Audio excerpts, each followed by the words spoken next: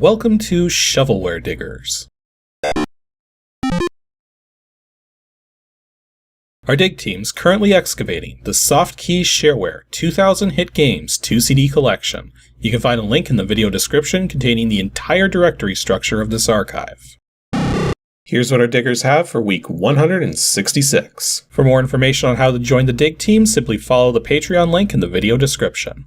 Now without further ado, let's get started. First up, we have a team dig from Zinfidel ZT and the Lucha Bear. WINGAMES /new2 /MOTELS. I guess maybe something kind of like Monopoly, just with a name like MOTELS. That's kind of what I think of. We got two executables, an RTS file and a write file. Hotels and Motels, based on the board game Hotels. Before you continue, do the following, create the subdirectory and place... Okay, so this is one of those games that doesn't understand the concept of current working folder. Okay, so we want to do... Why does it want it in the Windows directory? That's just bizarre. RLZ run 10. Okay then, cprompt Windows RLZ run 10. I might as well just copy all of them. So, file, copy to cprompt Windows something. I already forgot. How about just copy to clipboard? Cannot copy multiple files. Windows 3.1 was so archaic when it comes down to it. RLZ run 10, okay. To win the game, you must avoid going bankrupt by buying plots of land on the board and developing them. Yeah, that definitely sounds like Monopoly. After leaving the title screen, you'll be asked how many players will be playing, if between 2 and 4 players. Then a turn button that enables the current player to buy a piece of property. Joining to the space player occupies only. You can also attempt to build. Buy a parking lot for any developed hotel or motel you own. Okay, so it's a little more in-depth than Monopoly. And interestingly enough, we actually have an email address from this one.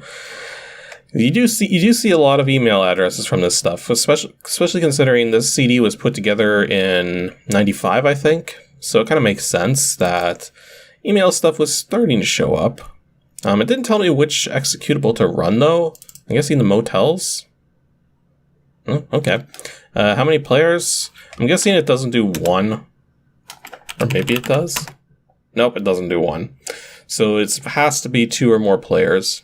So player 2's name, I don't know. So there's a board. There's a lot of colors down here. Some of which I can't read very well. Also, it doesn't look like this game was meant to be maximized, but it maximized by default, so I don't know, I'm just going to leave it that way. And yeah, it's using a really small font and a lot of color variations where it really shouldn't. I mean, it says here that this is maroon. I cannot tell that that's maroon. I don't even know what this says or what this says, jeez. Okay, so this right here is saying, to start the game, press the end turn button. That's about as backwards as using the start button to shut down on Windows. And also, I just noticed this here. At this time, and all times after, do not enter any numbers unless they follow a letter. This is important to remember to ensure continuation of your game. That's supposed to be ensure, not insure. Oh boy. Okay, so ntern. Okay, there it goes. So I guess I just moved, because that's my character spot right there. So I guess I could like buy this location if I wanted to. Why is it giving me a list of things to hear? Like, am I right? Aren't I right next to this? Like, if I spent, like, on a, say, green or something? Yeah, it doesn't let me do that. So it's just being very generic about it. So I'm guessing I could probably buy from this one or this one. Trying to figure out what the colors even are. I'm guessing this is tan. Why don't we buy the tan? Okay. And then I'm guessing we could probably name it if we wanted to. Name it tan. I don't know. Buy. Which rent plan do you want?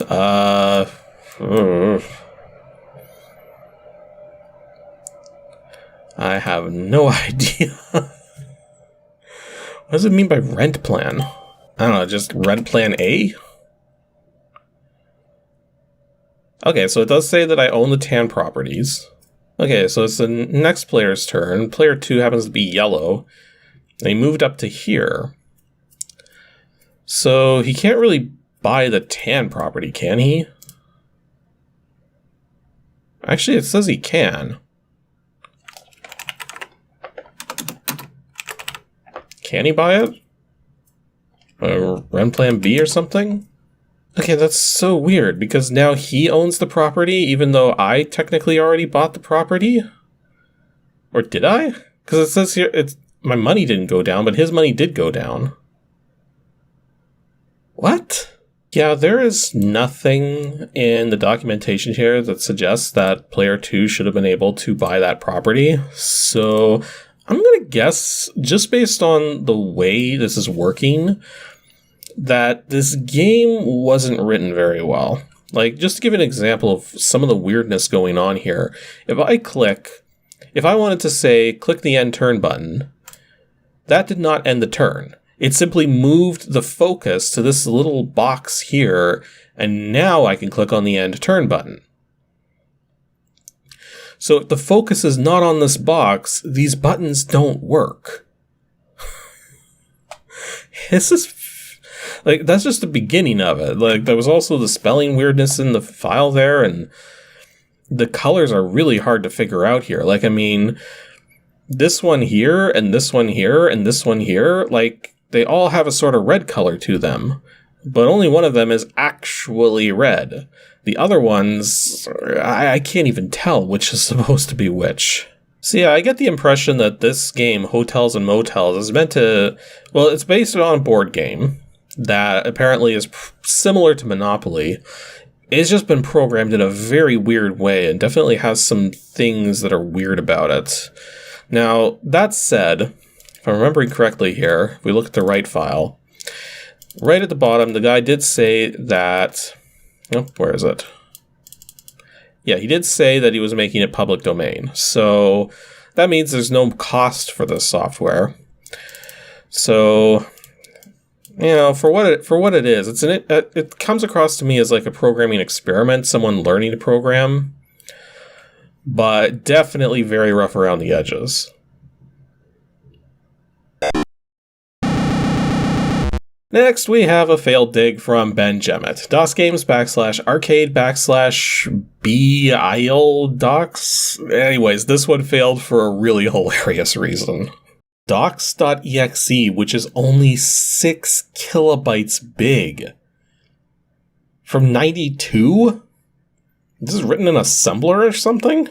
This seems a little too complicated to fit within a 6 kilobyte executable. Maybe we'll be surprised, but... I don't know, something seems off about this. Well, let's see what happens. If we run docs... we get this screen. That is literally it. Okay. I get what's going on with the folder name now.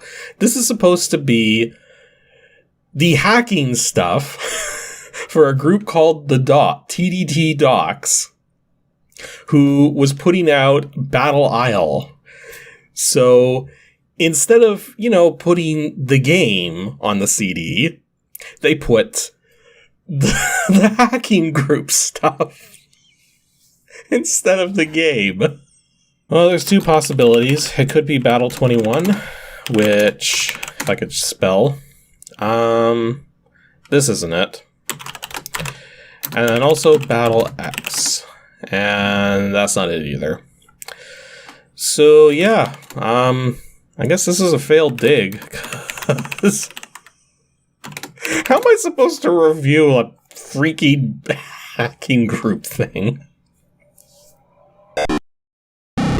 Benjamin's successful dig is DOSGAMES /board /PLIX. Got higher hopes for this one. I have a file id.diz this time, and a whole bunch of PLIX files. The executable actually has a size that makes sense. Also Soleau Soft, so I'm guessing this might be a Soleau Software game. Well, let's go edit plix.doc. Soleau Software PLIX version 1.0 by William Soleau himself. Directions. The objective of PLIX is to push the various shaped blocks on the game board into the proper positions in the rows below the grid. All the different shaped objects must be positioned on top of their negative images in order to solve the puzzle. Okay, so some sort of tile pushing thing here. And as was usual for Soleau Software, it was a $12 registration fee for the game. Even though most Soleau Software games are pretty unrestricted. The registered versions do differ, but not usually to any huge extent. So let's see what we got here. Soleau Software presents. Oh, and since there's no scores recorded, it needs to create a special file. Okay. There's my initials. So choose player. We got the puzzle selection at the side here. We've seen stuff like that before. Okay. So interesting. Oh, I see what we have to do. I think. Are we just trying to match the pattern at the bottom? Oh. You see what happened there? When I pushed it down, it actually goes down into the bottom section. I see now. Okay. That makes a bit more sense. So, what I want to do for this one is push that across, and then push it down. Yep, that matched, locked it into place. Probably should push this one across and push it down, just so that we have something for the triangle to hit. We'll also need something for the circle. So we can push that like that, and then push this across and down. I'm guessing I can't push multiples at a time? No, didn't think so. So that actually kind of makes things a little tricky. Ooh, especially since you can't get things to stop against the edge of the board like that. And you can't move into the bottom section either. So... I have to try this one again. Actually, just as a test, let's see if it'll lock into place without having to... Nope. That doesn't work. It'd be nice if we could take moves back. Is there a take back option? Doesn't look it. Yeah, this is actually really hard. I get what they're going for here, but I am definitely struggling to figure this one out. And this is just the first puzzle, like... What are some of these later puzzles like? Like, if I go up to puzzle 10? Yeah, this one's already hurting my brain. Okay, so that was PLIX by Soleau Software. It is an extraordinarily challenging puzzle-based, tile-based puzzle game. That I guess if you really want to challenge yourself with this kind of moving stuff around, this will definitely do it.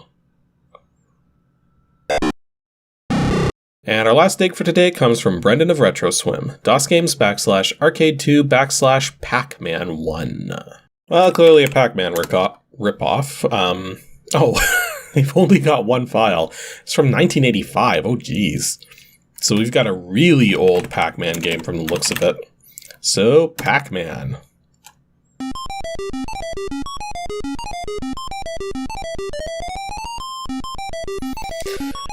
Now, all things considered, this is actually pretty decent so far. Let's see how the controls work. Okay, it's not very fast, but I'm okay with that.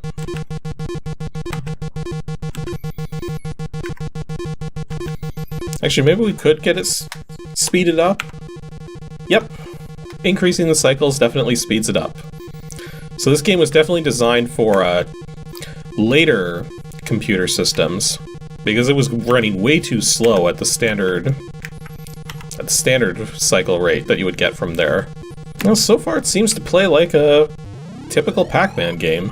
Funny thing is, based on what I know about the actual official Pac-Man game that was released for PCs, this is actually better. In a lot of ways. Like, it doesn't have the proper map layout for the original Pac-Man, but it's definitely playing pretty well. You can anticipate the corners properly. Yeah, this is a very competent Pac-Man clone, given when this came out. The only one complaint I do have is that I can't tell which ghost is which.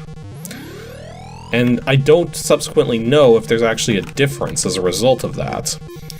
Because one of the things with the original Pac-Man is that all the different ghosts actually had different behaviors. So you kind of have an idea of how each ghost moves based on which ghost it is. Whereas here, they're all identical, so it's kind of hard to tell if they're behaving differently or what. I don't know. But anyway, it's level 2. No idea if it's going to get harder or not. That was interesting. I picked up the power pellet and only one ghost changed? What? Actually, one thing I will say is that the sound effects are not good. It sounds like some kind of like... I don't know what it sounds like. It definitely sounds weird, that's for sure. Oh, the ghost can go through the tunnels. Okay. Let's see if the points scale. They do indeed. Okay, so the game just simply doesn't turn the ghosts vulnerable if they're still inside the cage. Which, I guess that makes sense to some degree, but the way it worked originally is the ghosts could still be changed while they're in the cage. Oh wow, they've actually... Okay, the ghosts were actually moving faster there. So I guess the difficulty does increase as you go through the levels. Well, let's see on level 2. Now we're on level 3. It's actually a fairly easy Pac-Man game, which, I mean, it doesn't surprise me, but... Yeah, it's not behaving exactly like Pac-Man, but it's close enough that this is a very decent Pac-Man clone. At least, especially for when this came out. I don't know about the color scheme, like white on green, but yeah, it works.